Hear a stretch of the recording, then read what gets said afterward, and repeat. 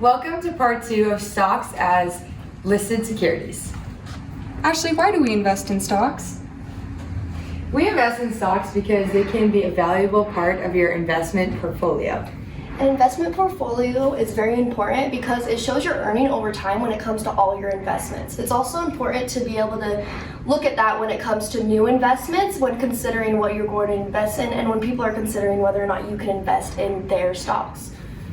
And owning stocks in several different companies can help build your savings and can protect your money from things like inflation as well as taxes.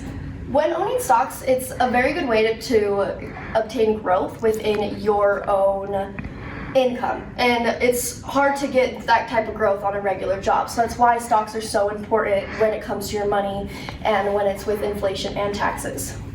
And stocks can also maximize income from investments.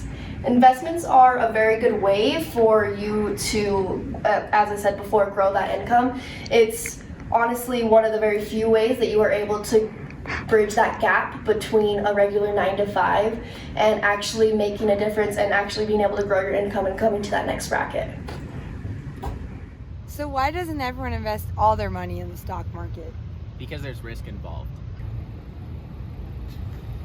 Wait, stop. Not that kind of risk. Then what kind of risk are we talking about, Cody? We're talking about risk with investments. Oh, okay. Tell me more. So any form of holding money involves risk, whether it's in an investment or just plain cash. So do different types of investment involve different amounts of risk? Yes, so usually the higher returns that you might get on an investment, the higher the risk involved. Okay, so then there's also inflationary risk and interest rate risk.